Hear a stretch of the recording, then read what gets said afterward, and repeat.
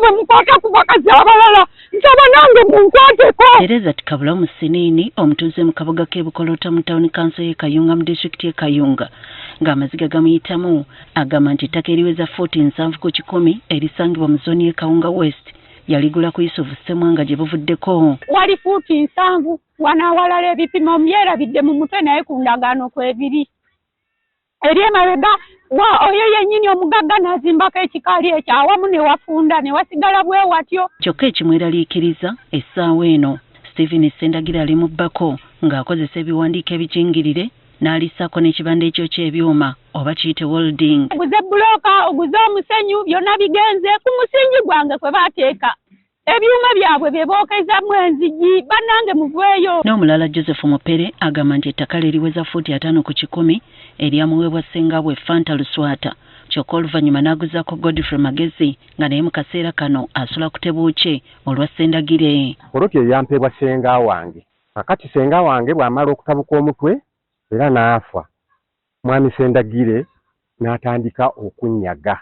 Yanguzaako fuuti zaali 27 fuuti endala zabbibwa nga zabbibwa omwami Sendagire Stephen. Amulumiriza nti nga yeekobaana n'abamu ku bakozi ba Kayunga Town Council ennyumba eno bagimenya nga bamutegeeza nga bwe yazimba mu Road Reserve. Akolagana n'aba Town Council mu kutulugunya abantu n'agendako ne mu kooti.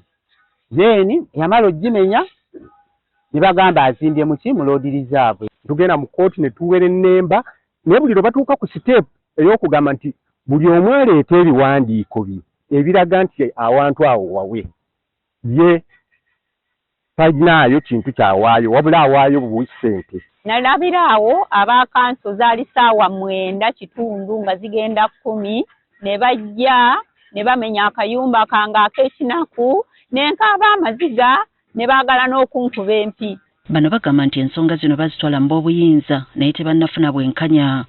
Era n'abaasoma bwe ngamba nti nagula 214 omuntu asobola okugattamu n'alaba emyaka gye mbonyeebonye nsiiba ntambula osanga obwana bwo buli abusiibye enjala naye nga nnumirirwa kintu kino kimu ewange wanzirizibwe. Twagezaako okuleeta abantu wano eno ne Honorable Nantaba n'ajja atuyambe ku nsonga zino era n'atugamba n'aleka nga yatugambye nti ekifo bakituwe tutandike okukozesa ekifo kyaffe. Buli kisi gwe kikwatako basituke bajje wano ku sayidi balabe ekituufu. Akulira ebyokwerinda mu kitundu kino Jamel Mugerwa agamba ensonga zino nabo zaabasukka bw'atyo n'abasaba ab'obuyinza ababasingako bayambe abatuuze. Ate tulina ekizibu kimu nti ne kanso yennyini nga kanso balina obuzibu bagira eno ne bagira n'eno ono wagenda bamugamba kino n'oli n'agira ati ne bamugamba kino. Senga tufuna ekintu ekituufu twalibadde tetubeera na nkaayana zino z'amataka. Stephen Sendagira ayogerwako atulaze ebiwandiiko ebiraga obwannannyini ku ttaka lino okuviira ddala ku jjajjawe kati omugenzi. Poloti 84 mu bukiika wano mu buwanvu 13.